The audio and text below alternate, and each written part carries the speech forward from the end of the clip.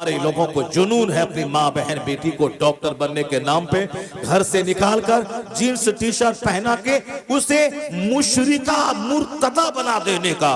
कई लाख मुसलमानों की बेटियां जो आज काफिरों के साथ भागकर वो महासंख्यों बरस के लिए जहन्नमी बन गई। अगर मुसलमान बन के रहती तो कम से कम उम्मीद थी कि गुनाहों की सजा काटने के बाद जन्नत चली जाती, लेकिन कुफ्र कबूल किया। अब तो जन्नत की खुशबू उसके लिए हराम है, अब तो सदा के लिए वो जहन्नम की आग में जलेगी। कितने दिन तक जवान रहेगी, कितने दिन तक मस्तियां करेगी उस काफिर के साथ। बूढ़ी तो होना है, उसके बाद मरना तो है। मरने के बाद जहां जाना है वहां का एक दिन 50,000 साल के बराबर है। ये बता दे कि इस बेटी को जो काफिरा हो गई इसके बाप का कसूर है या नहीं?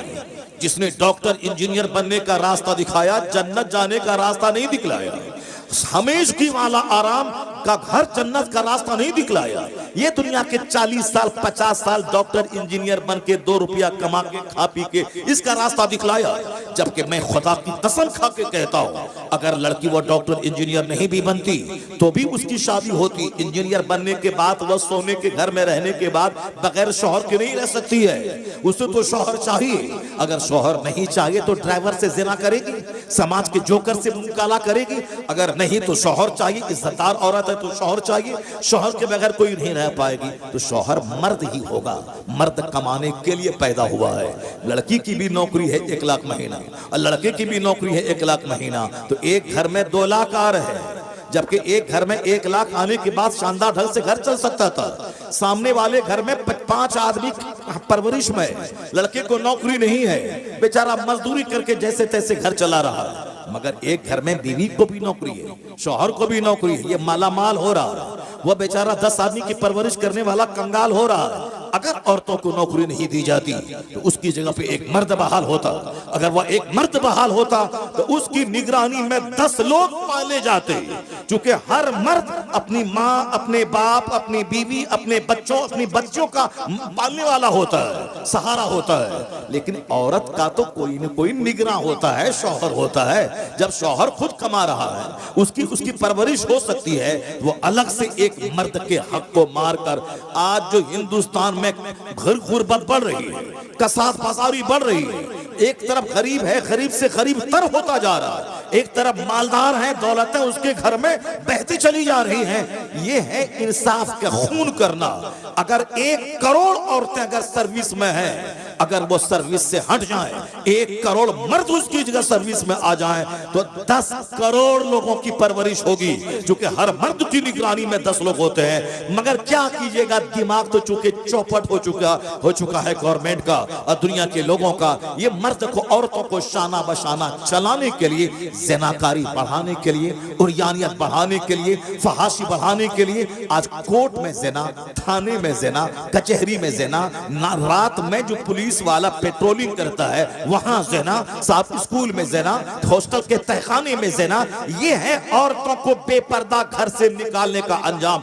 कलकत्ता के आरजी मेडिकल कॉलेज में रात के वक्त में जो कॉलेज का प्रिंसिपल और उसका चेले के साथ जो लड़की के साथ रेप हुआ, कत्ल हुआ, और पूरी दुनिया में हिंदुस्तान की नाक कटी। ये क्या है? ये मेडिकल कॉलेज में ज़िना और MBBS डॉक्टर के साथ ज़िना और कॉलेज का प्रिंसिपल ज़िना करे। ये बताएं कि बेपर्दगी ने कहां तक पहुंचाया। इसी का नाम डेवलपमेंट है, इसी का नाम तरक्की है, इसी का नाम विकास है कि दुनिया में शराब बढ़ गई और ज़िना बढ़ गया। इसी का नाम डेवलपमेंट है और ज़िना बढ़ेगा। हमने तो हदीस में यहां तक पढ़ा है, इतना ज़िना बढ़ेगा कि रास्ता चलते लोग जिस ज़िना करेंगे कोई टोकने वाला ना होगा, कोई बुरा समझने वाला ना होगा। जैसे आज हाफ पैंट पहन के औरतें चल रही हैं और कोई कहने वाला नहीं है, लोग देख देख के मजा ले रहे हैं, उसी तरह कल ज़िना होगा चाय की दुकान पे, पान की दुकान पे, रेलवे स्टेशन पर, एयरपोर्ट पर, मजलिसों में। कोई नहीं बोलेगा, बोलेगा ये चलता है, यह फैशन का हिस्सा है।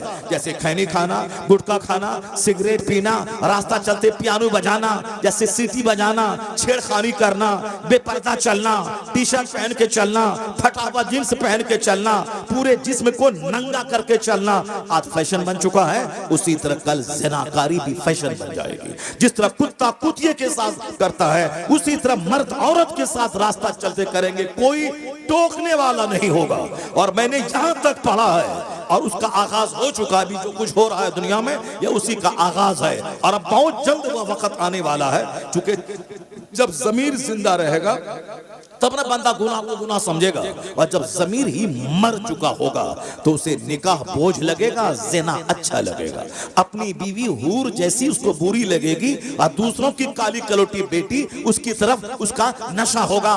प्यार के नाम पे बलात्कार का माहौल जब आज पैदा हो ही चुका है, 4 बच्चे की औरतें ड्राइवर के साथ भाग रही है, 4 बच्चे की माँ साहब भाग रही, पोता पोती वाली ये साहब नानी बनने वाली वो भाग रही है, तो आखिर वो दिन आने में कितना टाइम लगेगा? वो तो आ ही चुका है। आप जो आज गार्डन में, पार्क में और तन्हाई की जगहों पे जो कुछ हो रहा है वो मजलिसों में होगा। एक बंदा अगर कह देगा उसको ये करना ही था तो जरा दीवार के पीछे कर लेते, तो वह बंदा अगर कोई कह देगा वह उस जमाने के वलियों का सरदार सिद्दीक कहलाएगा। यानी इतना भी टोकने वाला कोई नहीं होगा कि ये क्यों कर रहा है। अगर कोई कह दिया कि ऐसा करना ही था, दीवार के पीछे कर लिए होते, वह उस जमाने का सिद्दीक होगा, वह उस जमाने के वलियों का सरदार होगा। कैसा खतरनाक वक्त आने वाला है। लोग कहते हैं डेवलपमेंट, लोग कहते हैं तरक्की, यही है। औरतों को चड्डी पहना के दुकान में बैठा दिया ताकि 10 ग्राहक उनका मुंह देख करके सामान खरीदने के लिए आए, यही डेवलपमेंट है, यही तरक्की है। घर में रहने वाली खातून को हवाई जहाज का एयर होस्टेस बना दिया ताकि 200 मुसाफिर जो हवाई जहाज पे सफर कर रहे हैं वह सब उनकी गर्दन, उनका चेहरा, उनके सर के बाल, उनके हाफ पैंट, उनके सारे बदन को देखकर 2 घंटे का सफर पूरा कर ले, यही डेवलपमेंट है। ये फिल्म में जो कुछ हो रहा हॉलीवुड बॉलीवुड में, ये खूबसूरत हसीनाओं को नचा के उनको निर्वस्त्र बना के 3 घंटे तक लोग मर्दों को बैठा के और साहब खरबों रुपए का कारोबार फिल्मी हो जाए और नाच गा के जिस्म की नुमाइश करके, यही डेवलपमेंट है, यही डेवलपमेंट है। हर जगहों पे अधनंगी औरतों की तस्वीरें, चाय की दुकान से लेकर के साहब बड़े बड़े मॉल तक इन औरतों को बेपर्दा करवा के 2 पैसे कमाना, यही डेवलपमेंट है। यानी अभी एक औरत आई थी यूरोप से, वो हमसे बयान किया कि हजरत क्या बताएं, आंख के खून के आंसू रोना पड़ता। मैं भी लंदन गई थी और मैं वहां से वापस लौटी हूँ। वो बयान किया, मुझसे बयान किया कि हुजूर सिर्फ एक धागा की तरह, जैसे कोई एक कपड़ा लपेटी हुई है, धागा की तरह एक कपड़ा है, बाकी सारा जिस्म नंगा। यानी को बुरा भी नहीं समझने वाला।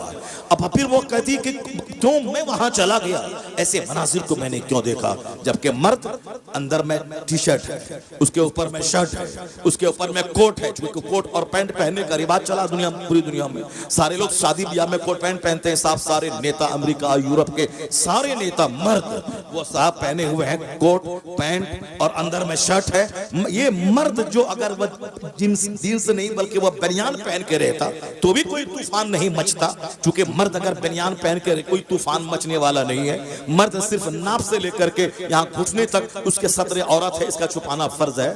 घुटने से नीचे खुला हुआ रहे, कोई हलचल नहीं मचने वाला।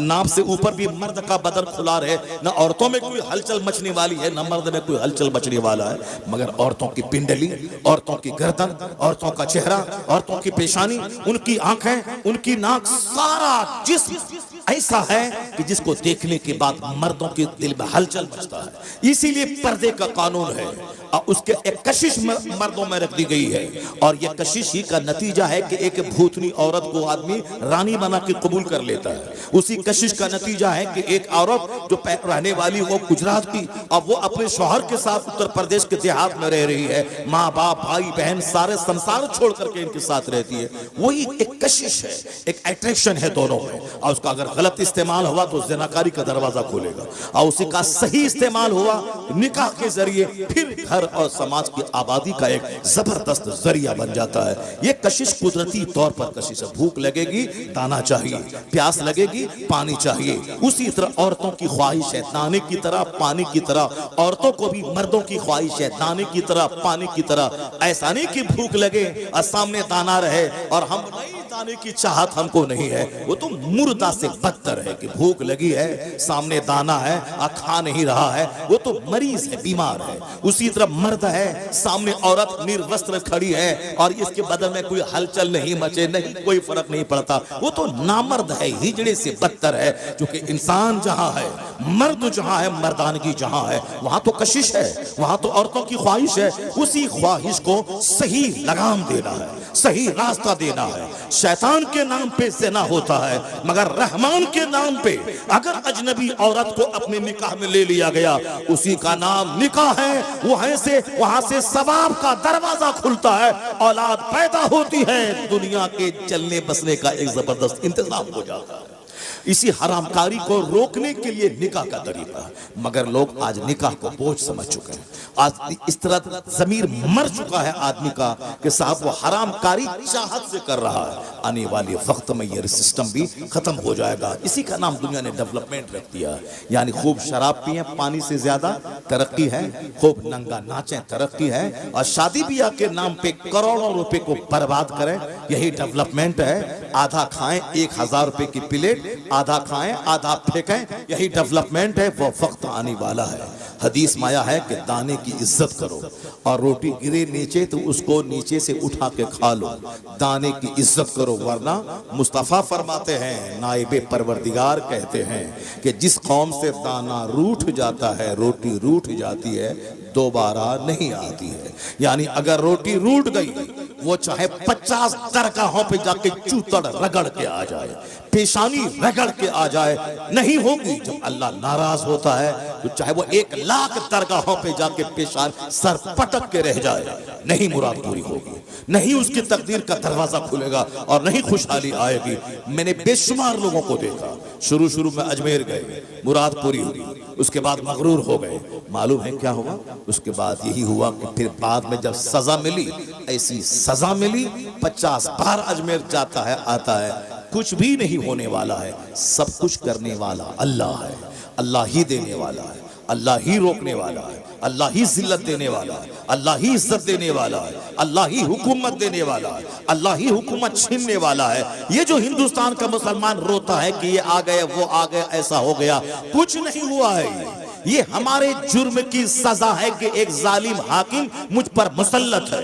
मगर जिस दिन मुसलमानों की मस्जिदें आबाद हो गई, मुसलमानों का घर सजदे से आबाद हो गया, जिस दिन मेरा सारा काम अपने पैगंबर के फरमान के मुताबिक होने लगा, यही तो है कि तू मुस्तफा का गुलाम बन जा, अल्लाह तुझे दुनिया का इमाम बना देगा। वअदल्लाहुल्लज़ीना आमनू व अमिलुस सालिहात, ये अल्लाह का वादा है कि अल्लाह हैज प्रॉमिस, अल्लाह ने वादा किया है, अगर तुम ईमान लाए, अच्छा काम किए, जन्नत तो वहां मिलेगी, इस दुनिया में हुकूमत तुझको दे दी जाएगी।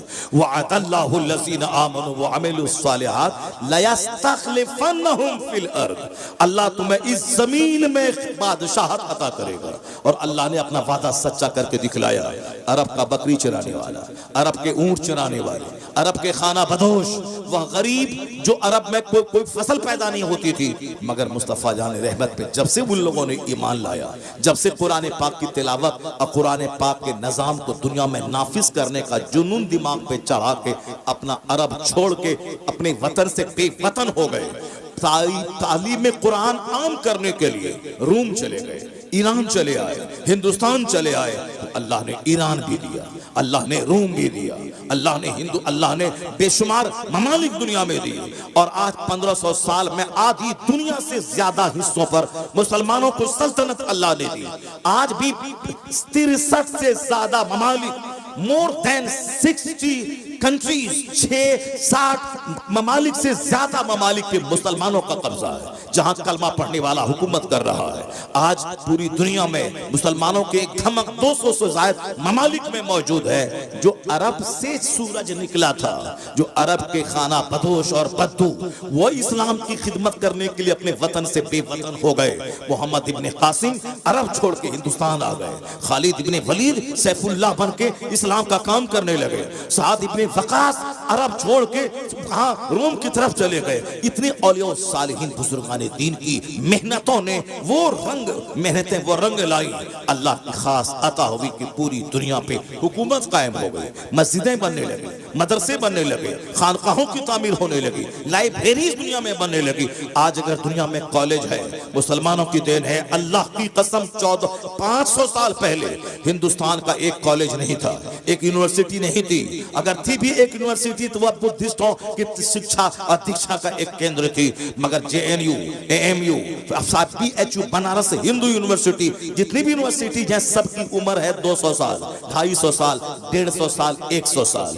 इस्लाम 1400 साल पहले जब इस्लाम का सूरज चमका दुनिया में, अरब से वह नूर निकला, तो मालूम है उस वक्त में एक यूनिवर्सिटी दुनिया में नहीं थी, एक कॉलेज दुनिया में नहीं था। लेकिन आज हजारों यूनिवर्सिटीज, लाखों स्कूल, हजारों कॉलेजेस दुनिया में मौजूद हैं। इसलिए मौजूद हैं कि पैगंबर आजम ने सबसे पहले इल्म हासिल करने का नारा दिया था कि उतलबुल इल्म वलो कान उतलबुल इल्म मिनल महद इलल लहद। Obtain knowledge from the cradle to the grave. Obtain knowledge whether you find it in China. Acquire knowledge. Knowledge is compulsory for every Muslim man and women. Knowledge is power. Knowledge is life. Knowledge is best company. यानी जितनी भी इल्म की फजीलतें आज के दुनियादार हुक्मरां बयान करते हैं कि इल्म ताकत है, इल्म रोशनी है, इल्म जेवर है, इल्म साथी है, इल्म हथियार है, इल्म डेकोरेशन है, इल्म आर्म है, जितनी बातें आज दुनिया के बड़े बड़े पढ़े लिखे लोग करते हैं वो सारी बातें अपने मन से नहीं गढ़ के, वह सारी बातें मुस्तफा ने 1400 साल पहले दुनिया को बता दी है। वो बातें मुस्तफा की हैं और ये अपनी बातें कह के दुनिया वालों के सामने बयान कर रहे हैं। यह एहसान इस्लाम का है, पैगंबर आजम का है कि आज दुनिया में स्कूल्स हैं, कॉलेजेस हैं और पढ़ने पढ़ाने की बातें हो रही है। यह एहसान मुस्तफा की आमद का है कि आज दुनिया इल्म के नूर से जगमगा रही है।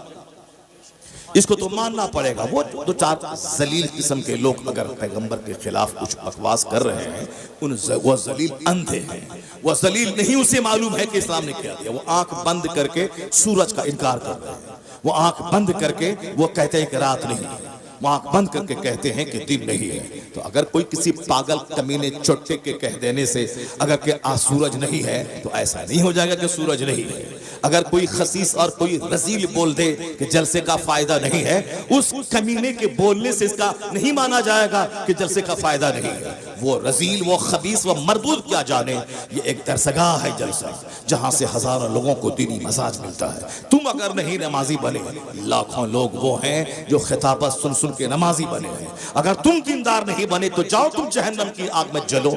मगर बेशुमार लोग हैं जो उलमा की सोहबतों में दीनी गुफ्तगू सुनकर जन्नती बन गए हैं, इस्लामी सोच के हामिल बन गए हैं। मेरे जैसे कमजोर किस्म के आदमी के पास तो बेशुमार फोन आते हैं कि आपकी तकरीर सुनने के बाद मैं नमाजी बन गया हूँ, मैं कज़ा नमाज कज़ाए उम्री के तौर पर अदा कर रहा हूँ, मैं साहब अब गाने बजाना छोड़ दिया हूँ, मैं तकरीर बगैर सुने सोता नहीं हूँ। जब मेरे जैसे कमजोर आदमी के बयानात का ये असर है, जो बड़े बड़े लोग हैं, जो मुत्तकी परहेजगार लोग हैं, जो तहज्जुद गुजार लोग हैं, जो बड़ी बड़ी खानकाहों के बड़े बड़े सच्चादा नशी हैं, जिनके हजारों और लाखों मुरीदीन का जाल दुनिया में नेटवर्क फैला हुआ है, उनसे कैसा फायदा होगा? तो किसी के चिल्लाने बुल्लाने से या किसी के बकवास कर देने से इस्लामी बेनिफिट्स को नकारा नहीं जा सकता है। और ये जादू सबके सर चढ़ बोलता है।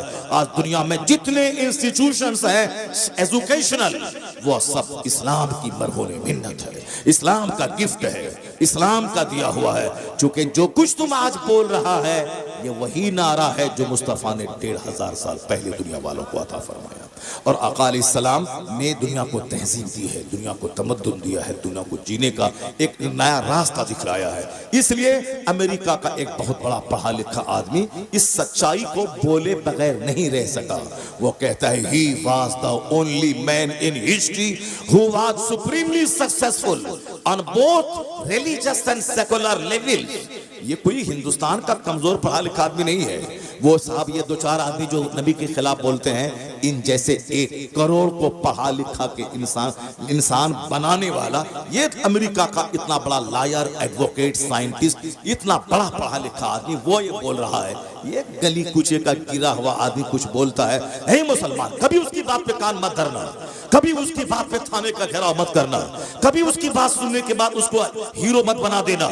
ये घंटी बजा के 2 रुपया कमाने वाला ये हीरो बनने के शौक में हमारे पैगंबर के खिलाफ बोलता है और हम उसको हीरो बना देते हैं। हम सड़कों पे आ जाते हैं। बेशुमार लोग हैं जो नमाज के खिलाफ बोल रहे हैं, इस्लाम के खिलाफ बोल रहे हैं, कुरान के खिलाफ बोल रहे हैं। कितना सबकी गर्दन में चादर डाल के तुम मारना शुरू करेगा और सबसे तुम लाई मोल लेगा। सारी बातों का जवाब दुनिया में नहीं, और सबसे लाई मोल नहीं ले सकता। हाँ, अदीब बोलेगा मेरा अदीब जवाब देगा, उनका कोई शायर बोलेगा मेरा शायर जवाब देगा, उनका कोई वैज्ञानिक बोलेगा मेरा वैज्ञानिक उसका जवाब देगा। वो आखिरी टाइम है जब सर से पानी ऊपर हो जाएगा और सिवाय कोई रास्ता नहीं रह जाएगा जिहाद करने के, वो तो आखिरी टाइम है। उस वक्त भी हर आदमी को अपने मन के मुताबिक जिहाद करने का आदेश नहीं है। जुल्म मिटाने के लिए, शिर्क मिटाने के लिए और अपने ईमान को बचाने के लिए आखिरी मरहले में जब उसके अलावा कोई चारा ना रह जाए तो फिर हमारा जो इमाम है, हमारा जो आलिम है, हमारा जो इस्लामी बादशाह है, हमारा जो रहबर है, उनके आदेश पे वो सब काम होता है। ऐसा नहीं कि निकले मैदान में पत्थर फेंकने लगे, यहाँ देने लगे, वहां देने लगे। अब तो जुलूस निकलवाने में डर लग रहा है कि हम निकालेंगे जुलूस एहतजाज करने के लिए कि वो मेरे पैगंबर को गाली दी है, मुसलमानों को तकलीफ पहुंचाई है, उसको अरेस्ट किया जाए। हम एक लीगल मुतालबा कर रहे हैं। उन्होंने लाख करोड़ों मुसलमानों के दिलों को ठेस पहुंचाया है। हम मुतालबा ही कर सकते हैं, ऐसा नहीं कर सकते हैं कि उनके गले में चादर डाल करके जेल में ठूंस दें। नहीं, हम जहां रहते हैं मुतालबा कर सकते हैं। तो हम मुतालबा कर सकते हैं। गाली दिया बंबई का आदमी और हम सामने वाले पुलिस को क्यों मार रहे हैं, वहां साफ पटरी क्यों उखाड़ रहे हैं, हम क्यों किसी घर में आग लगा रहे हैं। उसके बाद जब पुलिस वाला आता है तो हमारे घर पे नजर चला देता है, हमारे 1000 आदमी को मार देता है, तो उसका जिम्मेदार होगा कौन? उसका जिम्मेदार वही होगा जो बोखला के सामने आया, जो सामने वाले को पत्थर मारा। क्यों मारा? तुम्हारे पैगंबर को गाली दी तो क्या मतलब तुम उसको कत्ल कर देगा? तुम जिस मुल्क में रहता है उस मुल्क के कानून के हिसाब से तुमको सिर्फ प्रोटेस्ट करना है, उसकी मुखालफत करनी है, पुरअमन जुलूस निकालना है, उसकी गिरफ्तारी का मुतालबा करना है, हुकूमत वक्त से कहना है ये जुल्म है, ये जुल्म सहा नहीं जाएगा। हमारा कोई आलिम राम के खिलाफ बोला, हमारा कोई आलिम सीता के खिलाफ बोला, हमारा कोई मौलवी आपके आपके आपके धर्म के बानी के प्राइवेट लाइफ को खंगाला, उनकी शादी के बारे में बोला? नहीं बोला। तो फिर तुम क्यों बोला? तेरा आदमी क्यों बोला? हमारे पैगंबर की अच्छी बातों को नहीं बोल सकता है। उन्होंने जो दुनिया को दिया है, जो गिफ्ट, जो इंपैक्ट दुनिया पे छोड़ा है, जो ब्लेसिंग्स दिया है, अगर तुम्हारा सीना उतना चौड़ा नहीं है कि उन सारी अच्छाइयों को सुन के पढ़ के तुम लोगों के सामने बयान कर सको, तो कम से कम चुप तो रहो। उनकी प्राइवेट लाइफ में दखल अंदाजी तो मत करो। हमारे पैगंबर ने 11 शादी की। क्या तुमको मालूम है कि अरब ममालिक में शादी का क्या महत्व है, शादी के क्या असरात होते हैं? 25 साल की जवानी में 40 साल अधेड़ औरत से निकाह कर रहे हैं। अब 50 प्लस जाने के बाद अगर 12 साल की खातून से निकाह कर रहे हैं तो समझना तो होगा। जहां के 16 साल की 1000 खूबसूरत तरीन औरतों से मुस्तफा निकाह कर सकते थे, और अरब का कल्चर था उस टाइम में 1400 साल पहले 100 शादी करना, 150 शादी करना, 300 शादी करना अरब का माहौल था। अगर हुजूर से ज्यादा खूबसूरत कोई नहीं था दुनिया में तो सारे लोग चाहते थे कि मेरी बेटी इनके निकाह में जाए, मगर हुजूर ने उस जमाने में 25 साल की जवानी में 40 साल अधेड़ औरत जो 2 शौहर से बेवा हो चुकी थी, उनको जब आपने शादी किया उनसे, इसका मतलब है कि आपकी शादी का मतलब ख्वाहिश को पूरा करना सिर्फ नहीं है, शादी का मतलब है बेवाओं को सम्मान देना, बेवाओं को एक नई जिंदगी देना, बेवाओं को आत्मसम्मान देना, बेवाओं को इज्जत नफ्स देना, बेवाओं को खुशियां मनाने का मौका अता करना। अब अगर क़यामत तक किसी बेवा की शादी होगी तो एहसान मोहम्मद अरबी का माना जाएगा कि हुजूर ने कहा, अब प्रैक्टिकल में बेवा से शादी करके बता दिया। उस उम्र में, जिस उम्र में आपके हुस्न की कसम, हुस्न की सौपहार, आप हुस्न की खैरात चांद लेता था, सूरज लेता था। हम लोगों ने मुस्तफा को नहीं देखा है, लेकिन जिसने मुस्तफा को देखा है उनका स्टेटमेंट आज तक किताब में मौजूद है। हजरत अबू हुरैरा कहते हैं सरकार सरकार का कांधा ऐसा था जैसे किसी चांदी को ढाल दिया गया हो। हजरत अनस कहते हैं मुस्तफा का चेहरा ऐसा था कान्ना शम्सा तजरी फी वजहिही, गोया हुजूर के चेहरे में सूरज तैर रहा हो। ये जिन लोगों ने देखा उनका स्टेटमेंट है, उसमें कोई नमक मिर्च लगाया नहीं गया, हू बहू जो उसका स्टेटमेंट है वो है। हजरत जाबिर इब्ने समूरा कहते हैं कि राय तो हम चांद को देखते थे, 14वीं रात का चांद, यानी जिस दिन वो 14वीं रात का चांद 14th नाइट, 14वीं रात का चांद, मून ऑफ 14th नाइट, जो एक ही दिन चांद जवान होता है, बाकी जिस दिन उगा हुजूर के कहने की मानी, फिर थोड़ा बड़ा थोड़ा बड़ा थोड़ा बड़ा, 14वीं रात को फुल जवान होता है। फिर 15वीं रात से घटना शुरू है, डाउनफॉल 1 इंच 2 इंच, घटते घटते फिर सूखी हुई टहनी की मानिंद बारूक हो गया। कहते हैं जाबिर इब्ने समूरा, 14वीं रात का चांद चमक रहा था, हुजूर मेरे सामने थे, सरकार के जिस्म अक़दस पे एक चादर थी जिसमें सुर्ख रंग की धारी थी। मैं कभी हुजूर को देखता था और कभी चांद को देखता था, तो फैसला किया दिल ने कि मुस्तफा का चेहरा चांद से ज्यादा खूबसूरत है। वह वजहुहु अहसनु मिनल कमर, उसका उनका चेहरा चांद से ज्यादा खूबसूरत है। अरब के लोग तमन्ना करते थे कि काश मोहम्मद अरबी से मेरी बेटी का अक़्द हो जाए, मेरी नस्लें फख्र करेंगी, मगर उस खूबसूरती का नमूना शख्स जैसा हुसैन जमील न पैदा हुआ न क़यामत तक पैदा होगा। हुजूर ने 40 साल अधेड़ औरत से पहली शादी 25 साल की उम्र में किया। इसका मतलब है उस शादी में हिकमत है बेवाओं को सम्मान देना, बेवाओं को इज्जत देना। अब अगर वही नबी 50 साल प्लस जाने के बाद अगर 12 साल की खातून से निकाह कर रहे हैं, तो फिर ऐसे नहीं देखो तुम्हारे नबी ऐसा कर दिया ऐसा कर दिया, नहीं नहीं, वहां जब पहली शादी को मिला के समझोगे तब हिकमत समझ में आएगी। जब शादी की तमन्ना थी उस वक्त तो 40 साल अधेड़, और जब 50 प्लस जाने के बाद ऐसे भी ख्वाहिश आदमी की नेचुरली घट जाती है, औरतों की चाहत 50 साल के बाद कम हो जाती है। उस जमाने में 9 साल 12 साल की खातून से सैयदा आयशा रज़ियल्लाहु तआला अन्हा से अक़्द करना, इसका मतलब है जब वहाँ हिकमत है यहाँ भी हिकमत होती है, यहाँ हिकमत होती है। और कोई मैटर नहीं मिलता है 1400 साल के अंदर में काफिरों मुशरिकों इस्लाम के दुश्मनों को ले दे करके इसी शादी के पीछे पड़ा रहता है। सरकार की जितनी बीवियां हैं उन तमाम बीवियों में सारी बीवियां बेवा थी, अक्सर बीवियां बेवा थी या कुछ तलाकशुदा थी। एक बीवी आपकी सिर्फ कुंवारी थी जो सैयदा आयशा थी। वह हुजूर ने अपनी चाहत से नहीं किया था, अल्लाह ताला जनाब जिब्राइल अमीन के जरिया हुजूर के ख्वाब में सैयदा आयशा का चेहरा दिखला के ये कहा था अल्लाह की पसंद है कि इससे आप निकाह कर ले।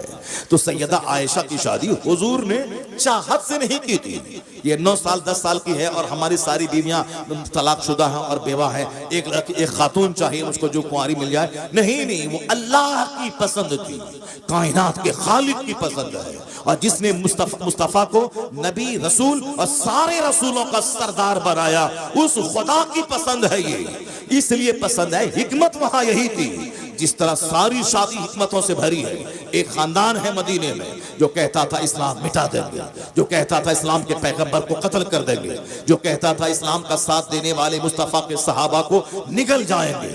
लेकिन उस खानदान की एक बेवा खातून से हुजूर ने शादी कर ली, वो खातून रजामंद हो गई। और जब उस खानदान की बेटी मुस्तफा के निकाह में आई और हुजूर के अखलाक, हुजूर के किरदार, हुजूर के तमाम कमालात को देखने के बाद जब वो खातून अपने खानदान के बाप दादा के सामने बयान किया, तो पहले तो वह लोग सोचा था कि मोहम्मद ऐसे हैं वैसे हैं, लेकिन जब अपनी बेटी की ज़बानी हुजूर की खलवत, हुजूर की जलवत, हुजूर की तन्हाई की सारी दास्तान सुनी, सारा कबीला कलमा पढ़ के मुस्तफा का गुलाम। ये है मुस्तफा की शादी की हिकमत, ये है हुजूर की शादी की हिकमत। खालिद इब्ने वलीद जैसा सैफुल्लाह, अल्लाह की तलवार। मालूम है कि मैदान ओहद में 70 सहाबा शहीद हो गए थे। जो जंग जीती हुई थी वो जंग की बाजी हारी गई। मुस्तफा ने कहा था तीर अंदाजों से कि यहाँ खड़ा रहना, यहाँ जगह छोड़ के मत जाना, चाहे जंग जीते या हारे तुम ये जगह छोड़ के मत जाना। और जब जंग जीत गए मुसलमान, उन लोगों में से किसी ने कहा कि अब तो जंग जीत गए, तो अब यहाँ रहने का कोई मतलब नहीं है, अब हमें भी माल गनीमत लेना चाहिए, जिससे इसको छोड़ के कुफार भाग चुके हैं। मगर किसी ने मना किया कि हुजूर ने कहा है कि चाहे जंग जीतें या हारें, ये जगह नहीं छोड़नी है। मगर लोगों ने अपनी अक्ल से ये समझा कि हुजूर तो दुश्मनों को रोकने के लिए हमको खड़ा किया था ताकि दुश्मन यहाँ से दाखिल ना हो, मगर अब वह बात तो रही नहीं, चूंकि अब तो जंग जीत चुके हैं हम, इसलिए वह लोग चले गए मैदान जंग पे। तो वही खालिद इब्न वलीद थे जो पीछे से घूम करके उसी रास्ते से दोबारा अंदर घुस के वो खतरनाक अटैक किया कि 70 सहाबा शहीद हो गए। जीती हुई जंग बज़ाहिर शिकस्त में तब्दील हो गई। आका अलैहिस्सलाम जख्मी हो गए, आपके दंदाने अक़दस शहीद हो गए, आप लहूलहान हो गए, आप पहाड़ के ऊपर में एक गड्ढे में आप वहां नीचे चले गए। इस और काफिरों ने अफवाह फैला दी, इस्लाम के पैगंबर शहीद हो गए। वही खालिद इब्न वलीद जो इतना बड़ा रोल अदा किया था मैदान ओहद में, जब सरकार अलैहिस्सलाम उनकी फूफी हजरत उम्मे मैमूना से जब आपने शादी किया मक्कतुल मुकर्रमा में, तो फिर फूफी जब मुस्तफ़ा के निकाह में चली गई तो और अपनी फूफी की ज़बानी जब सरकार की दास्तान सुनते हैं तो इतना बड़ा कारनामा अंजाम देने वाला काफिरों की तरफ से इतना बड़ा बहादुर, वो मुस्तफ़ा के पास आके कलमा पढ़ के मुशर्रफ इस्लाम हो गया। सैफुल्लाह, अल्लाह की तलवार, ये है मुस्तफ़ा की शादी की बरकत। और आज भी किसी खानदान की दुश्मनी को खत्म करने के लिए शादी एक बहुत बड़ा जरिया है। शादी करने के बाद दुश्मनी दोस्ती में तब्दील हो जाती। हुजूर की सारी शादियां यही इसी हिकमतों से भरी हुई है। सैयदा आयशा, वो तो उनके बाप तो मुस्तफ़ा के गुलाम थे, मुस्तफ़ा के दोस्त थे, सफ़र में, हज़र में, मक्का में, मदीना में, बदर में, ओहद में हमेशा बिल्कुल साए की तरह मुस्तफ़ा से रहे जुड़े हुए सिद्दीक़ अकबर। अब उन्होंने अपनी बेटी को सरकार के निकाह में दिया और उस पर वह नाज करते रहे कि मेरी बेटी को मुस्तफ़ा ने कबूल कर लिया है। अगर हुजूर जबरन ऐसा करते ख्वाहिश की वजह से तो कभी सिद्दीक़ अकबर अपनी बेटी को नहीं देते। अब मक्का के उस वक़्त सारे लोग उस निकाह को बुरा समझते, लेकिन न किसी ने बुरा समझा, क्योंकि ऐन फितरत के मुताबिक वो शादी थी। अब लड़की चाहे 10 साल के बाद जवान हो या 15 साल के बाद जवान हो, जवान होने के बाद वो शौहर के काबिल है। और वहाँ अरब का कल्चर है कि वहाँ चूंकि वहाँ की जमीन गर्म, आबो हवा गर्म, वहाँ आज भी लोग 4 शादी करते हैं, आज भी एक आदमी के 50-50 बच्चे होते हैं। वहाँ मायूब नहीं माना जाता, चूंकि वहाँ की तहजीब का हिस्सा है। अब सैयदा आयशा की शादी कम उम्री में हुई, मगर जवान होने के बाद रुखसती हुई और आप हुजूर के हरम सरा में तशरीफ लाई। हिकमत यही थी कि सरकार ने हम क़यामत तक का पैगाम दिया कि क्या करना है क्या नहीं करना है। मर्दों के कानून, उसूल और ज़ाब्ते मस्जिद नबवी के मेंबर से जो आपने कहा, अबू हुरैरा ने नकल किया, अब्दुल्ला इब्ने उमर ने नकल किया, अब्दुल्ला इब्ने मसूद ने उसको याद रखा। लेकिन सरकार जब अपनी बीवी के हुजरे में रहते थे, जब वहां 10-12 घंटे आपके गुजरते थे, वहां हुजूर ने क्या बोला, वहां हुजूर ने क्या कहा, क्योंकि सरकार के सारे इरशादात एक मार्किंग स्टोन है, हमारे लिए लाइट का काम करते हैं। औरतों के बारे में मखसूस कवानीन, उसूल और ज़ाब्ते हैं, वो जो सरकार मस्जिद नबी के मेंबर से नहीं बोल सकते हैं, वो खवातीन के बीच में आप कह सकते हैं। आपकी सारी बीवियां या तो 40 साल प्लस है, 40 प्लस है। 40 प्लस जाने के बाद कुव्वते यादाश्त आदमी की कैसी होती सबको मालूम है। एक बीवी तो चाहिए जो गेट बाई हार्ट करने वाली हो, जो जबरदस्त कुव्वते यादाश्त हो, जो मेमोरी पावर उसकी हाई हो, हुजूर जो बोले उसको याद कर ले। सिद्दीक़ अकबर जैसे महान की बेटी सैयदा आयशा थी। कम उम्री में अरब के तमाम मशहूर शोरा के अशार अरबी के सारे उनको याद थे, अरबी मुहावरात पे दस्तरस हासिल थी, कुव्वते यादाश्त गज़ब की थी। जब सरकार के निकाह में आई, हुजूर की एक एक बातों को उन्होंने गेट बाई हार्ट किया, हदीसों को याद किया, सरकार के फरमान को सीने में जगह दिया। और जब हुजूर पर्दा फरमाए, पर्दे में रहकर आप सहाबे कराम को एक फकीहा, मुहद्दिसा, आलिमा, मुफस्सिरा बनकर जो पैगाम सुनाना शुरू किया, लोगों ने यही कहा, शरीयत हमारी अधूरी रह जाती अगर मेरी माँ आयशा मुस्तफा के निकाह में नहीं आती। आज मर्दों के कानून वाज़े हैं, औरतों के कानून वाज़े हैं। आज अगर शरीयत मुकम्मल है तो एहसान उम्मुल मोमिनीन आयशा सिद्दीक़ा रज़ियल्लाहु ताला। तकबीर, ये नाराए रिसालत, हिकमत है, उलमाए अहले ये सुन्नत। हिकमत है। अकाल इस्लाम की शादी की सारी बातें मुस्तफ़ा की हिकमतों से भरी हुई है ये बात। मगर ये खबीस, ये रजील, ये मरदूद, ये मुस्तफ़ा के बारे में कैसी कैसी बातें करता है। अब इनकी बातों का जवाब यही है कि अमेरिका का डॉक्टर माइकल हार्ट कैसी उन बातों को फैलाई है, उसकी बातों को अपने घर की दीवार में लिख दी, उस बातों को अपने स्कूल में लिखे। अगर ये रामगिरी जैसा खबीस अगर नबी के बारे में गलत बोलता है, नुपुर शर्मा जैसी खबीसा बोली, तो अब लड़ने की जरूरत नहीं है, सड़क पे आने की जरूरत नहीं है। ये बताना है कि तेरी औकात तो कुछ नहीं है, मगर जो दुनिया का सबसे बड़ा विद्वान है, जो दुनिया का सबसे बड़ा पढ़ा लिखा आदमी है, उसने मेरे पैगंबर के बारे में क्या कहा। तेरी हैसियत तो कुछ नहीं है। मगर डॉक्टर माइकल हार्ट कहता है, he was the only man in history who was supremely successful on both levels, religious and secular। Mustafa के बारे में डॉक्टर माइकल हार्ट कहते हैं, अमेरिका का सबसे बड़ा पढ़ा लिखा, वो कहते हैं इस रूए जमीन का, इंसानी तवारीख का, ह्यूमन हिस्ट्री का, मानव इतिहास का एकलौता इंसान मोहम्मद अरबी है जो मजहब और सियासत दोनों सतह पर सबसे ज्यादा कामयाब तरीन शख्स हुआ। सुभान अल्लाह, सुभान अल्लाह। He was the only man in history who was supremely successful on both levels, religious and secular। ए बंबई में प्रोटेस्ट करने वाले रामगिरी जैसे कम पढ़े लिखे आदमी, जलील आदमी को हाईलाइट करने और पूरी दुनिया में शोहरत दिलाने का काम करने वाले, इनके पीछे इस तरह के हजारों लाखों लोग हैं, इस तरह के हजारों लोग हैं जो बंद कमरे में मुस्तफा के खिलाफ बोलते हैं। तो हम सबके दरवाजे पे जाके कान लगा के सुन करके गुस्से में आके साहब आप उसके खिलाफ उसको हीरो नहीं बना दे, नहीं। बहुत सारी बातें अनसुनी की जाती है। वइज़ा ख़ातबहुमुल जाहिलून क़ालू सलामा। अल्लाह कहता है ये मुसलमान जब जाहिलों की बात सुनते थे तो दूर से ही कहते थे सलाम, तो पर उनकी हर बात का जवाब नहीं देते थे। तो सारी बातों का जवाब नहीं है, आज उनकी बातों का जवाब यही है। हिंदुस्तान के राष्ट्रपिता तुम नहीं हो, गांधी जी हैं। गांधी जी ने क्या कहा, अब तक मैं ये समझता था कि इस्लाम तलवार के बल पे फैला है, लेकिन जब से मैंने कुरान का हिंदी अनुवाद पढ़ा और जब से मैंने इस्लाम के पैगंबर की पवित्र जीवनी पढ़ी, तो अब मुझको यकीन हो गया कि इस्लाम तलवार के बल पे नहीं फैला है। इस्लाम अपनी सच्चाई, अपनी सफाई, अपनी ट्रूथ, अपनी क्लैरिटी, अपनी रियलिटी, अपनी सिंपलिसिटी की वजह से सारी दुनिया में तूफान बन के छा गया है। इस्लाम अपनी सच्चाई की, अपनी सफाई की और पैगंबर आज़म की सादगी, उनके अखलाक की बुलंदी की वजह से सारी दुनिया में इस्लाम बादल बन के छा गया है। ये बातें बताने की जरूरत है।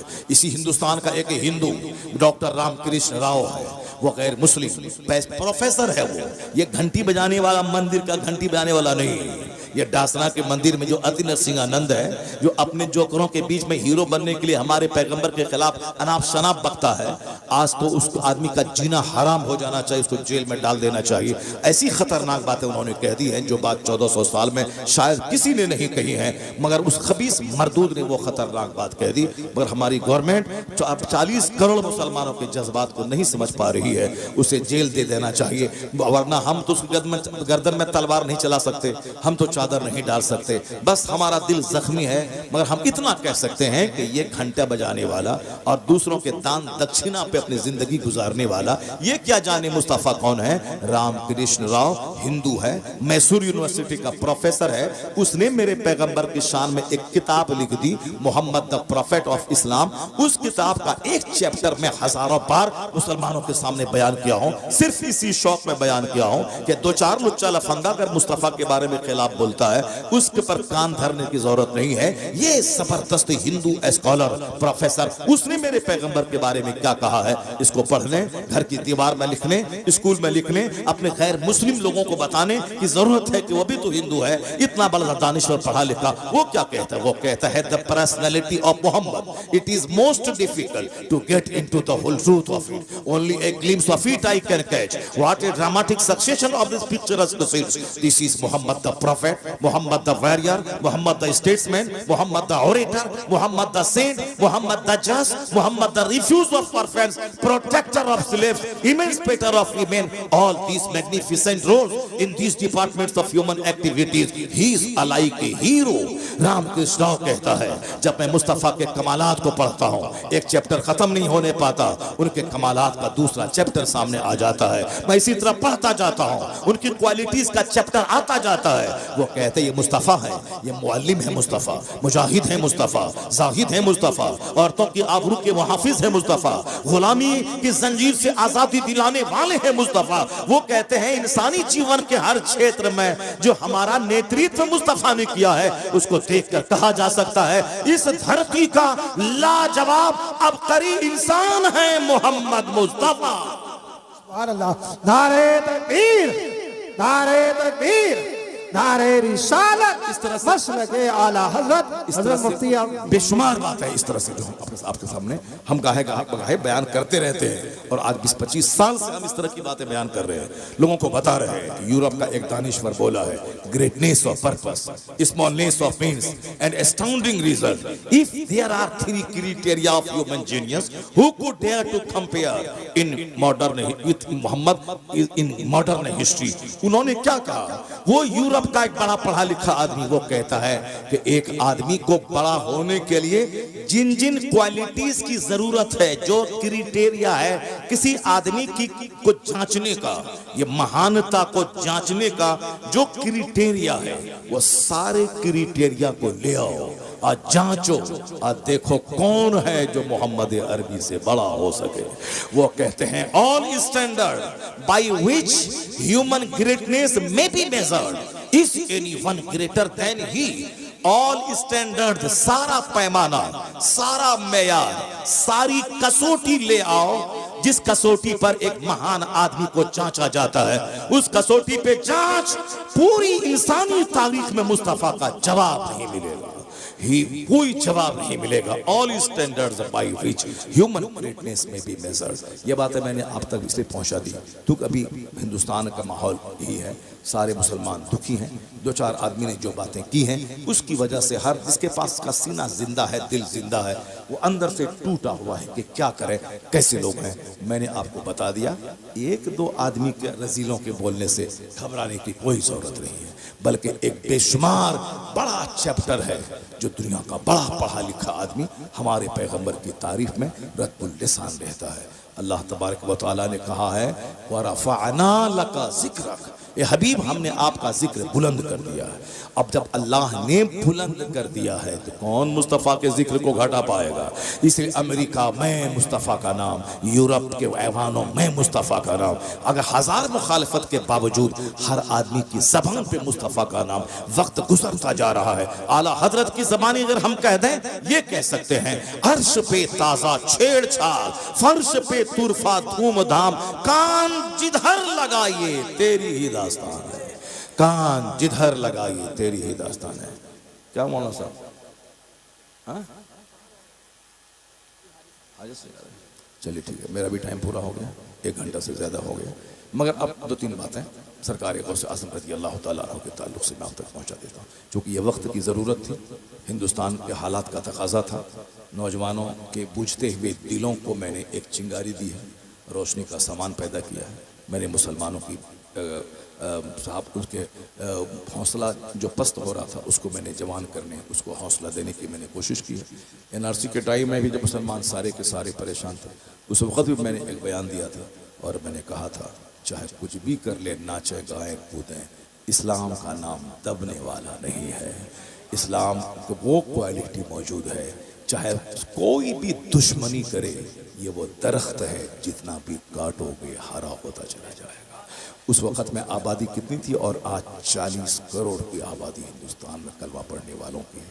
ये बोखला के ये बोलता है कि वो दासना का वो घंटी बजाने वाला वो बौखला के बोलता है कि सारे हिंदू ढेर बच्चा पैदा करो, ढेर बच्चा पैदा करो। इस पागल है क्या ये? पहले बोलता है हम दो हमारे दो, आबादी ढेर बढ़ रही है, आबादी ज़्यादा हो रही है, मसला हो जाएगा खड़ा रोजी रोटी का, इसलिए अब बच्चा कम पैदा करो। और आज हमारी दुश्मनी में कहता है कि ढेर बच्चे पैदा करो, ढेर बच्चे पैदा करो। ढेर बच्चे पैदा करने से क्या होगा बंदे? सारी दुनिया का खुदा है जो अपने महबूब का नाम इतना ऊंचा किया है कि कोई दुनिया का हादसा मुस्तफ़ा के नाम को घटा नहीं पाएगा। एक नाम ये मोहम्मद है जो बढ़कर घटा नहीं, वरना हर एक उरूज में पिन्हा ज़वाल है, हर उरूज में पिन्हा ज़वाल है, मगर एक नाम ये मोहम्मद है जिसको कोई सवाल ही नहीं है। अभी अगर दुनिया 10,000 साल और बाकी रहेगी तो 10,000 साल में मुस्तफ़ा का कलमा पढ़ने वाला अभी 200 करोड़ है। अगर दुनिया 10,000 साल 2,000 साल और आगे बढ़ी, यह 200 करोड़ की तादाद 1,000 करोड़ में बदल जाएगी।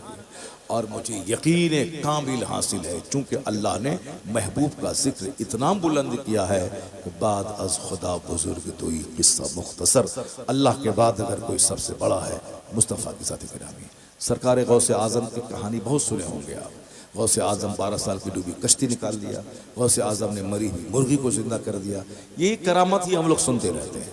गौसे आज़म की ज़िंदगी से नूर मिलता है, गौसे आज़म की ज़िंदगी से हौसला मिलता है। गौसे आज़म की ज़िंदगी से हौसला कैसे मिलता है? हुजूर की ज़िंदगी की एक चैप्टर जो मैं बयान करना चाह रहा था, बातें इधर चली गई, तो अब एक चैप्टर में बयान करता हूँ। आज हमारे घर में कोई बच्चा मर जाता है, जरा गौर कीजिए, समाज का हाल देखिए, कहाँ हम हैं। सिर्फ नाम जबान से है, बाकी प्रैक्टिकल में सब फेल है। कोई क्रिकेटर को लेके बैठा है, कोई फिल्म के एक्टर को लेके बैठा है, कोई नेता को लेके बैठा है, कोई किसी को लेके बैठा है, यानी अपना रहनुमा के तौर पर कि किसके लिबास का जो रंग है उस रंग को हम पहने।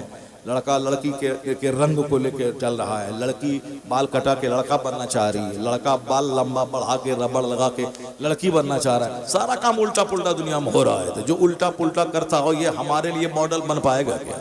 ये हमारे लिए मॉडल बन पाएगा? जो नाच के 2 रुपया कमाता है फिल्म में, वो हमारा मॉडल बन पाएगा क्या? हम उसके बाल रखने में नकल करें, कपड़ा पहनने में नकल करें। हमारा बच्चा अगर उनकी तरफ बाल रख रहा है, अगर हाथ में धागा पहन रहा है, अगर वो पाँव में कड़ा पहन रहा है, तो ऐसा नहीं है कि ये हमारा बच्चा जान नहीं रहा उनको, वो तो नाच के 2 पैसा कमाता है। वो तुम्हारे लिए कैसे मॉडल बनेगा? उनका हेयर स्टाइल तुम अपना लो, उनका लिबास का स्टाइल तुम अपना लो। नहीं नहीं, मोहम्मदी हो, मोहम्मदी बन जा। मुस्तफ़ा का लिबास, मुस्तफ़ा का पसंदीदा कलर, मुस्तफ़ा का हेयर स्टाइल। अकाली सलाम जो बाल रखते थे जुल्फ, वह जुल्फ का कोई जवाब नहीं है। सरकार का जुल्फ जब बढ़ जाता कांधे तक हो जाता, कान की लौ तक रहता, पूरे सर में बराबर बाल रखते थे। आज भी जिनके सर में बराबर बाल रहता है और वो बाल आधा कांधा तक रहे, इतना हसीन वो लगता है कि कोई जवाब उसका नहीं है। या ये जोकर की तरफ बाल चारों तरफ मूंड लिया, अब बीच में थोड़ा बाल बढ़ा लिया, या देखने में भी बड़ा अजीब सा लगता है। लोग रख लेते हैं अलग बात है, मगर देखने में अजीब लगता है, जोकर की तरह लगता है। लेकिन अगर पूरे सर में बराबर बाल है और जुल्फ है यहाँ तक, वो जुल्फ देखने में कितना खूबसूरत लगता है। चाहे कपड़े का 1000 कलर दुनिया में हो जाए, लेकिन व्हाइट का कोई जवाब नहीं है दुनिया में।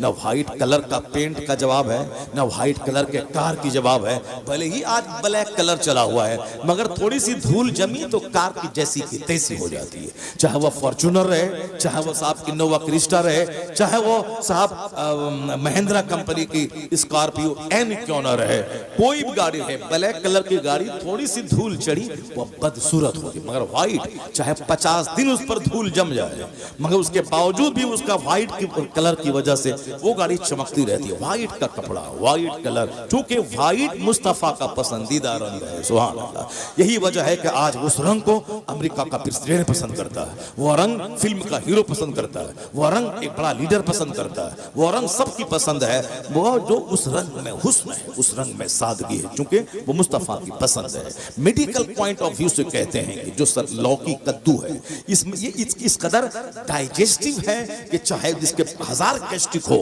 मगर वो बिल्कुल जूद हजम है, जल्दी हजम हो जाने वाली वो चीज है।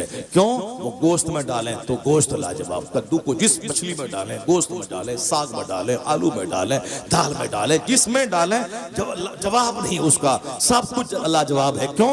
इसलिए कि वो लाजवाब मुस्तफा की पसंद है, वो लाजवाब मुस्तफा की पसंद है वो। अब मेरे पास वक्त रहता तो मैं बताता दुनिया का सबसे पहला खरबपति उसने मुस्तफा की हदीस के ताल्लुक से क्या कहा, चूंकि उसमें जाऊंगा तो 1 घंटा उसके लिए चाहिए अलग से, तो फिर दूसरे मौके से मैं बताऊंगा।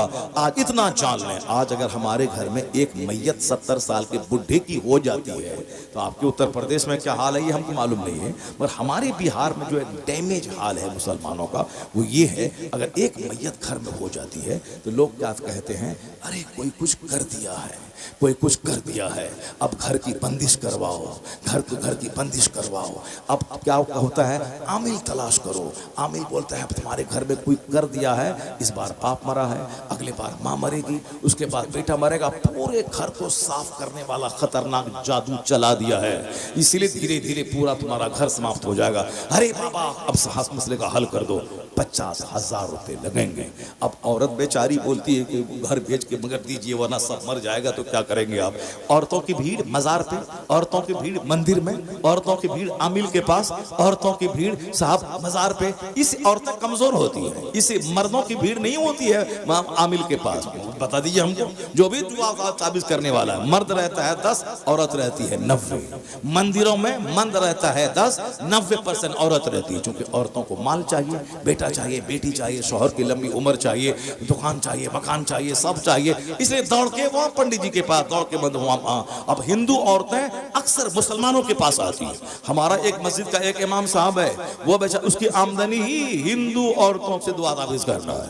वह 1-2 मुसलमान औरतें आती होंगी, बाकी 95% सब हिंदू औरतें आती हैं। वो हिंदू औरतें बोलते, अब जब वो झाड़ के पास जा सकती है, यहाँ तो मौलाना के पास आ रही है दुआ ताबीज लेने के लिए, उनकी भीड़ है दरख्त के पास, धागा तागा ये वो, उसके यहाँ हर तरह के वो सारा पूजा उसके यहाँ क्या है दुनिया के लिए। ये लक्ष्मी पूजा, दौलत की पूजा, विद्या की पूजा, करवा चौथ, ये शौहर की पूजा, औलाद की पूजा, यानी उसको सिर्फ शौहर चाहिए, बेटा चाहिए, बेटी चाहिए, माल चाहिए, दौलत चाहिए, उसको लंबी उम्र चाहिए, इसीलिए सारा पूजा अलग अलग नाम का है। मुसलमानों का कुछ नहीं, नमाज, रोजा, हज, ज़कात, सबका एक मतलब है, मुझको जन्नत चाहिए, सुभान अल्लाह, मुझको आखिरत चाहिए। यही वजह है कि हमारा आदमी नमाज पढ़ता है तो पढ़ता रहता है, रोज हज फर्ज है तो फर्ज अदा कर रहा है। वहाँ क्या है कि माल मिला तो ठीक है, नहीं मिला तो मूर्ति को उठा के बाहर फेंक दिया उसको। हम तुमको बोलते हैं 10 दिन से कि मेरा बेटा को बुखार है, ठीक कर दो, नहीं ठीक किया, लिया उठा के फेंक दिया तो उसको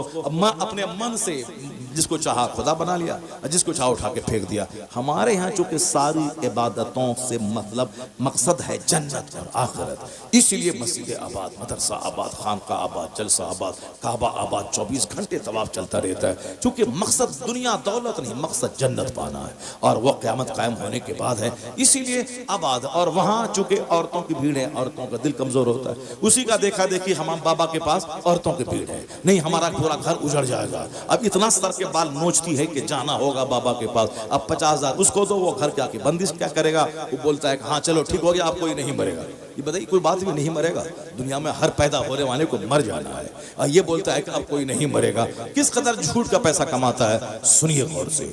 ये सारी बातें शैतानी वसवसा है, हर चीज की बातें तकदीर में दर्ज है। आया है हदीस में कि दुनिया पैदा होने से 50,000 साल पहले मखलूक की तकदीर को अल्लाह ने लिख दिया। कौन कहाँ मरेगा, कौन कितनी रोजी पाएगा, हम लोगों को सिर्फ तदबीर करनी है। जो अल्लाह ने कहा है ज़मीन में फैल जाओ, मेहनत मुशक्क़त करो, पढ़ो लिखो, तो हमको पढ़ना लिखना है, मेहनत करना है, खेत में दाना डाल देना है। बाकी एक दाने के बाद कितना दाना निकलेगा ये अल्लाह का काम है, हमारा काम है दाना डाल देना। फिर वो दाना सड़ जाता है, फिर वहाँ से एक पौधा निकलता है, उसमें 70 बालियाँ निकलती हैं, एक एक में 10-10 दाने होते हैं। हम दाना एक डाले, अल्लाह 700 दे दिया। ये अल्लाह कहता है कि तुम घर से निकलो, दाना डालो, बाकी 700 हम तुमको देंगे। अगर घर में बैठा रहेगा तो नहीं, दाना देंगे हम, मगर तुमको घर से निकलना होगा, दुकान में बैठना होगा, मेहनत करनी होगी। तो हम मेहनत करने वाले, तदबीर करने वाले, बाकी कितना मिलेगा ये अल्लाह को मालूम है, और वह सब अल्लाह ने लिख दिया है। कौन कहाँ मरेगा, कितनी उम्र में मरेगा, माँ के पेट में मरेगा कि पैदा होते वक्त मरेगा, कि माँ की गोद में मरेगा, कि जवान होके स्कूल जाते हुए मरेगा, कि बारात में जाते हुए मरेगा। अभी कल की बात है, एक बारात जा रही थी और बिल्कुल तेज रफ्तार झारखंड में स्कॉर्पियो, अब वो जंगल से जल्दी से पहुंच जाए। बारात लोग पहले देर से निकलते हैं और जल्दी पहुंचना चाहते हैं, उसी में स्पीड दिया, अनकंट्रोल होकर गाड़ी टकरा गई दरख्त से, 4 लोग स्पॉट डेथ कर गए, चारों लोग मर गए। अब उसी टाइम कहीं लड़का मर जाता है, कहीं लड़की मर जाती है, कहीं बारात वापस होने में मर जाती है। तो कभी, इसलिए मैं कहता हूँ, कभी बच्चा माँ के पेट में मर जाता है, कभी पैदा होते हुए मर जाता है, कभी गोद में दूध पीते मर जाता है, कभी स्कूल जाते हुए मर जाता है, कभी शादी के दिन मर जाता है, कभी शादी के बाद आके मर जाता है। अब कोई 90 साल का है, मौत के इंतजार में है, मौत ही नहीं आ रही है। मौत का जब वक्त आएगा तब ना मौत आएगी। तो मौत के बारे में ये कहना कि कोई कर दिया होगा, कोई जादू कर दिया होगा, ये अल्लाह पर से यकीन कमजोर हो रहा है। अब हुजूर की जिंदगी में देखें सरकार, और ऐसा नहीं कि कोई अल्लाह का वली है तो हम दूसरों को फूंक दिए तो बच्चा पैदा हो गया, बेटा हो गया, तो हमारे घर में सब बेटी है तो अब हम क्या करें, हम हमारे घर में ऐसा है। तो अब तो आदमी बोलेगा नहीं साहब उसका तो ऐसा है, उसका ऐसा कैसे होगा। ये सारा मॉडल नबियों में है। एक नबी है जिसके पास सिर्फ बेटा है, दूसरे नबी है लूत अलैहिस्सलाम जिसके पास सिर्फ बेटी है। नबी से बड़ा कोई पसंदीदा मखलूक नहीं अल्लाह के नजदीक। नबी जो होता है वह सबसे ज्यादा मोहतरम अल्लाह के नजदीक नबी होते हैं, और नबी मुझसे वो दावत होते हैं, जो दुआ करे सब दुआ कबूल होती है। मगर चूंकि नबी लोगों के लिए मॉडल होते हैं, तो एक नबी है जिसके पास सिर्फ बेटा इब्राहिम अलैहिस्सलाम, उनके पास सिर्फ बेटा इस्माइल अलैहिस्सलाम, इसहाक अलैहिस्सलाम सिर्फ बेटा है, लूत अलैहिस्सलाम सिर्फ बेटी है, आपके पास बेटा नहीं है। जनाब ईसा अलैहिस्सलाम के पास कोई औलाद नहीं है, आपने शादी ही नहीं की। और हमारे पैगंबर के पास 4 बेटियां और 3 बेटे आपको हो गए। 4 बेटियां, बेटा बेटी दोनों मेरे मुस्तफा को हैं। और उस पहले पैगंबर किसी के पास सिर्फ बेटी, किसी के पास सिर्फ बेटा, और किसी पैगंबर के पास कोई औलाद नहीं। इसी को कुरान में कहा गया वो अल्लाह है जिसे चाहता है मर्द औरत दोनों देता है, जिसे चाहता है सिर्फ लड़का देता है, जिसे चाहता है सिर्फ लड़की देता है, जिसे चाहता है कुछ नहीं देता है, बांझ कर देता है। तो सब कुछ करने वाला अल्लाह है। ये यकीन घटा, कमजोर हुआ। अब बुढ़ा भी मरता है तो घर की बंदिश का ख्याल आता है, किसी के जादू टोना करने का ख्याल आता है। अल्लाह पर यकीन कमजोर हुआ, खरबों का माले चेहरा काला रहेगा। अब देख मुस्तफा से बड़ा कौन है। मुस्तफा का अपना बेटा हुजूर की गोद में इंतकाल कर गया।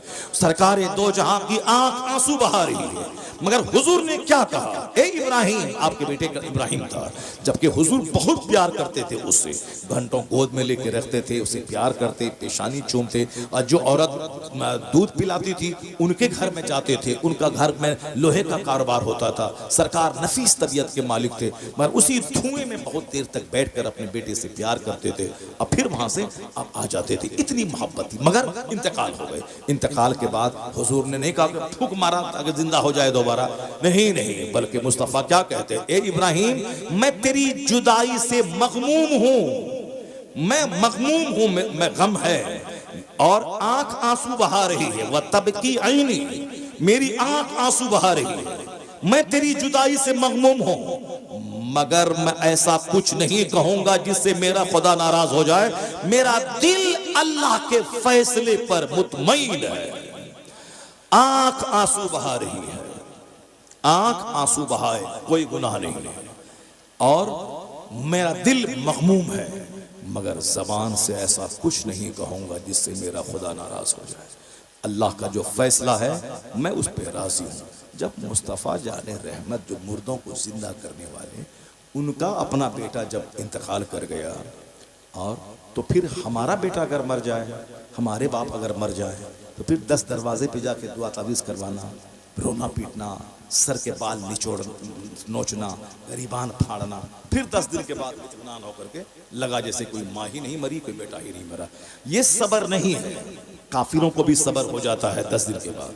इन्नमा सब्र इंद सदमतिल ऊला, सब्र है जब मुसीबत का पहला झटका आता है। The true patience only when the calamities first strike, यानी जब मुसीबतें, कैलेमिटी, सफरिंग्स, डिफिकल्टीज जब हमला करती है तो ट्रू पेशेंस, सच्चा सब्र है कि उसके पहले झटके के वक्त में सब्र किया जाए। वरना रोने पीटने के बाद तो सबको सब्र हो जाता है, बाद में पहले अल्लाह को गाली बक दिया, ऐसा नहीं करना चाहिए, और फिर बाद में कान पकड़ के तौबा करके सब्र हो जाता है। तो ये नहीं है कि मुसीबत देख के कुफ्र भाग जाए। मुस्तफ़ा से जितनी मोहब्बत पुख्ता होगी तो हुजूर की जिंदगी से नूर हासिल होगा। कि जब नबी का अपना बेटा इंतकाल किया और हुजूर फैसले पे मुतमईन रहे, कुछ नहीं कहा, तो हमारे घर में भी कोई मैयत होती हो तो हमें तकदीर पर राजी रहना चाहिए। और ये मुस्तफ़ा से नूर सबसे ज्यादा हासिल किया कौन? सरकार गौसे आजम रज़ी अल्लाह ताला। हम लोगों ने तो गौसे पाक की कहानी को मालिदा, तोशा, लंगर, ये सब कहानी बना दिया। गौसे पाक की कहानी को लंगर, तोशा, मालिदा, फातिहा, ये सब कहानी बना दी। फातिहा अच्छी चीज है, मगर वो लंगर, तोशा, लोहबान, अगरबत्ती कितने बड़े हैं हमारे रहबर और रहनुमा, जिसने दीन को जिंदगी दे दी, जिन्होंने अपनी ख्वाहिशात को मार दिया। 40 साल तक इशा की वजू से फजर की नमाज अदा की। वो हमारे गौसे आजम, आलिम, फाजिल, मुफ्ती, कारी सब बने। 25 साल दरियाओं में दरख्त के पत्तों को खाकर आपने अल्लाह की इबादत की।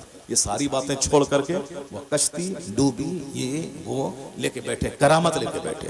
उनका कैरेक्टर, उनकी इस्तिकामत, उनका नूर निकली। अब जरा इसी ताल्लुक से सुनिए, गौसे आजम तकरीर कर रहे हैं। 70,000 का मजमा होता था, 400 मौलाना तकरीर नोट करने के लिए महफिल में होते थे। 400 मौलाना दवात कलम लेकर तकरीर को नोट करने वाले रहते थे। 70,000 का मजमा होता था, कई डेड बॉडी मजलिस से निकलती थी। गौसे आजम तकरीर कर रहे हैं, एक शख्स आके बोला, हुजूर आपके बेटे का इंतकाल हो गया है। आपने कहा इन्ना लिल्लाहि व इन्ना इलैहि राजिऊन।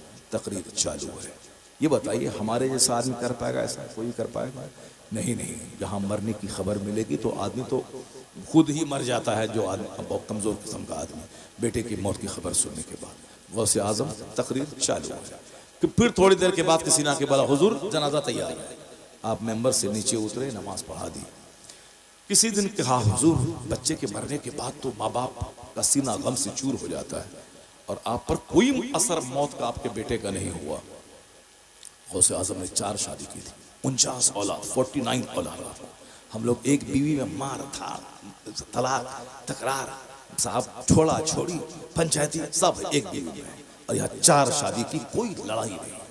2 बेटे में कॉप्टी, ऑपरेशन, एबॉर्शन, दवाई, इंजेक्शन, ताकि हमल ना ठहरे। जब हमल ठहरने का इतना डर है तो ये भी तो कर ले कि हम 5 महीने तक बीवी के पास नहीं जाएंगे। इस पर कंट्रोल नहीं।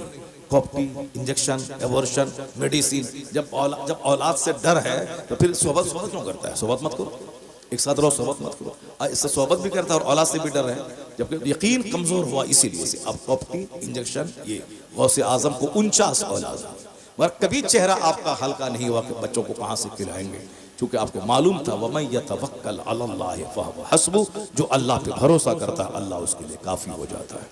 अल्लाह पर यकीन कमजोर हुआ, करोड़ों कमाने के बाद भिखारी।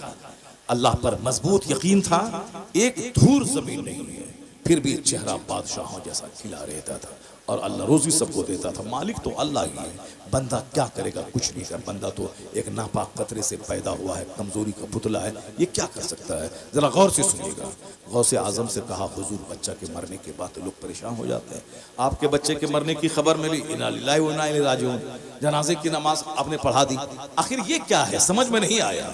गौसे आजम का जवाब सुनिए। गौसे आजम के इस जवाब से हमारे लिए नूर है, हमारे लिए रोशनी है। बुजुर्गान दीन इसीलिए होते हैं ताकि उनकी जिंदगी बयान करके हम अपनी जिंदगी को चमकाएं, मुसीबतों में ढारस बंधाने के लिए उनसे रोशनी हासिल करें। इसीलिए मुस्तफा ने कहा था, मैं कब्रों की ज़ियारत से तुझको रोका था, अब कहता हूं जाओ कब्र की ज़ियारत करो। क्यों? इसलिए कि ताकि आखिरत की याद आएगी, दुनिया की चाहत घटेगी। तुम तो नहीं तो कुमान ज़ियारतिल क़ुबूर, मैंने तुमको उस खबरों की ज़ियारत से रोका था, मगर अब कहता हूं फज़ूरूहा, ज़ियारत करो। क्यों? फ़इन्नहा तुज़हिदु फ़िद दुनिया व तुज़क्किरुल आखिरा, इसलिए कि कब्रों की ज़ियारत से आखिरत याद आएगी, दुनिया की चाहत घटेगी। और हमने क्या सलूक किया कब्र के साथ? मिन्नत का धागा, मिन्नत का ताला, मिन्नत का लोहमान, मिन्नत का ये। वहां जिसने दुनिया की चाहत घटाने के लिए हुजूर ने कहा था कि जाओ वहां, और दुनिया पाने के लिए मज़ारात पे भीड़ लगी। मस्जिदें वीरान हैं, मजार पे 5 करोड़ लोग हैं, वो सब के सब दुनियादार हैं, माल के लिए अजमेर गए हैं। वरना अगर जन्नत के तलबगार होते तो मस्जिद में आते, मस्जिद में 5 टाइम नमाज पढ़ते। मजार पे क्यों गए? मजार पे गए दुनिया चाहिए, मटेरियल माल चाहिए। वहां जाने के बाद मुराद वो सब दुनियादार हैं जो मजारों पे भीड़ लगाते हैं। बाकी जो दीनदार है वो तो मस्जिदों में भीड़ लगाते हैं। अब फुर्सत मिली तो कभी और दुनिया की चाहत खटाने के लिए अल्लाह के वली के आस्थाने पे दूसरे वक्त में जाके हाजिरी देते हैं। गौसे आजम ने क्या कहा? बस सुनिए गौर से, तकरीर खत्म। सरकार गौसे आजम ने कहा कि सुनो जी, हमारे घर में जब भी कोई बच्चा पैदा होता है, मैं ये समझ लेता हूं कि हर पैदा होने वाला मरने के लिए ही पैदा होता है। सुभान अल्लाह नहीं बोलेंगे आप लोग? आप लोग तो ऐसे खामोश सुन रहे हैं जैसे कोई 4 घंटा तकरीर करना पड़ेगी हमको। माशाअल्लाह, क्या बात है, जबरदस्त जबरदस्त जबरदस्त। मगर चूंकि मेरे पास टाइम है नहीं, इसलिए मैं अभी भी मैं लेट हो रहा हूँ। अभी मैं 5 मिनट भी ज़्यादा लेट अगर मैंने किया, 1:06 हो गए, हमको पहुँचना ज़रूरी है वहाँ पे। फिर भी 1.5 घंटा तो बोल ही चुका हूँ, मगर 1.5 घंटा बोलने से यहाँ सुकून नहीं मिलता है। जब तक 2, 2.5, 3 घंटा ना हो तब तक तो मज़ा नहीं मिलता है। मगर आज चाहे सुकून मिले ना मिले, मुझको अभी फौरी छोड़ देना है। अब जरा बस इसी आखिरी पॉइंट, बहुत बड़ा पॉइंट, ज़बरदस्त पॉइंट। दुआ तावीज़ करने वाला करोड़ों में खेल रहा है, बुखारी शरीफ पढ़ाने वाला बेचारा 10,000 में लटका हुआ है, जबकि करोड़ों में इनको खेलना चाहिए जो हदीस रसूल पढ़ा रहा है। मगर चूंकि यहाँ दुआ तावीज़ नहीं है, इसलिए अब वहाँ जाहिल जो तावीज़ लिखना भी नहीं जानता है, साहब कार पे चल रहा है, तो कौन बुखारी शरीफ पढ़ेगा? 8 घंटे दिमाग जलाएगा। चलो तावीज़ लिखने के लिए सीखो, ट्रेनिंग करो और जगह पे जगह दुकान खोलो और झूठ का कारोबार करो। जादू है, काला जादू है, कुछ नहीं है। जब तक झूठ नहीं बोलेगा पैसा नहीं मिलेगा। इसलिए झूठ बोलो, पैसा कमाओ, मरने के बाद जहन्नम जाओ, औरतों से बेवकूफ़ बनाओ। जरा गौर से सुनिए, गौसे आजम के पास का क्या हुआ? बेटा मर गया, इन्ना लिल्लाह। फिर जनाजा हाजिर है, गए नमाज पढ़ा दिया। पूछा मुरीद ने, हुजूर ये क्या है? कहा, आज उनके मरने की खबर सुनने के बाद क्या मैं गमगीन हो जाऊं? जिस दिन मेरे घर में कोई बच्चा पैदा होता है, मैं ये समझ लेता हूं कि मरने के लिए ही पैदा हुआ है, मरने के लिए ही पैदा हुआ है। बात बिल्कुल 100% सही है। हर पैदा होने वाला मरने के लिए ही पैदा हुआ है। तो जब जिस दिन पैदा हुआ उसी दिन मैंने उसको मुर्दा समझ लिया है, तो आज मरने की खबर सुनने के बाद क्या मैं गमगीन हो जाऊं? ये है इस्लामी सोच, ये है अल्लाह से मोहब्बत औलाद से ज्यादा, अल्लाह से मोहब्बत सारी दुनिया से ज्यादा, हुजूर से मोहब्बत माँ बाप से ज्यादा, औलाद से ज्यादा। ये है प्रैक्टिकल, औलाद से ज्यादा मुस्तफ़ा के पैगाम से मोहब्बत, हुजूर की तालीम से मोहब्बत, अपने दीन से मोहब्बत। ये क्या है? मतलब के लिए ढोंग रचा लिया, जुब्बा पगड़ी, मतलब के लिए ईद के दिन साहब लंबा कुर्ता पैजामा ईदगाह, बाकी सारा कारोबार फिल्मी, सारा कारोबार काफिरों जैसा।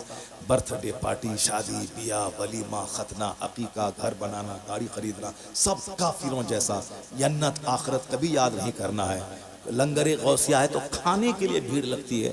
गौस पाक की मोहब्बत में कौन जाता है? जो गौसे पाक की मोहब्बत करेगा वही 11वीं के दिन बिरयानी लेके नहीं बैठेगा। अगर लेके बैठा भी यही बोलेगा, मेरा गौस 40 सिक्के सोने के डकैतों को दे दिया, मगर ज़बान पे झूठ नहीं लाया। इसलिए अब मैं भी कादरी, करोड़ों का पैसा अगर झूठ से मिल रहा हो, मैं उस पे थूक दूंगा। सच का 1 टाका झूठ के करोड़ों रुपए से बेहतर समझ लूंगा। अगर ऐसा कहा तो सीधे गौसे पाक का फैज बगदाद से चलेगा, उसके सारे वजूद को घेर कर उसे माला माल बना देगा। यह है सच्ची मोहब्बत गौसे आज़म। मालिश, मालिदा, तोशा, कादरिया, घी, साहब आटा, शुद्ध घी, अखरोट, काजू, किशमिश, बेदाना, जब सारा सामान मटेरियल रहेगा तो टेस्टी तो होगा हलवा। अब ये कहता, अरे क्या बात है, तोशा जबरदस्त बना है। गौसे पाक से जो निस्बत है इसीलिए बना है, गौसे पाक से जो निस्बत है इसीलिए टेस्टी है। वहाँ शुद्ध घी है, काजू है, अखरोट है, पिस्ता है, बादाम है, टेस्टी तो होना ही है। टेस्टी, ये हलवा खाने वाले मजनू हम लोग हैं। और गौसे आजम 40 बरस तक इशा के वजू से फजर पढ़ते हैं। कोई नहीं है जो गौसे पाक का सच्चा दीवाना पांचों नमाज, पांचों टाइम, हर टाइम के लिए अलग अलग वजू करके पढ़ें। कोई ज़रूरी नहीं कि हम इशा के वजू से फजर पढ़ें। हम इशा के वजू से इशा पढ़ लें, फिर 5-6 घंटे 8 घंटे सो जाएं, फिर फजर के टाइम में फजर के वजू से फजर पढ़ लें। यही सबसे बड़ी कादरियत है, यही गौसे पाक से सबसे बड़ी मोहब्बत है। तो जो काम करना चाहिए वो काम तो है नहीं, खाली जाहिर को लेकर बैठे हुए हैं। अल्लाह तबारक व तआला हमको आपको गौसे आज़म की ज़िंदगी से नूर हासिल करने की तौफीक अता फरमाए, आमीन।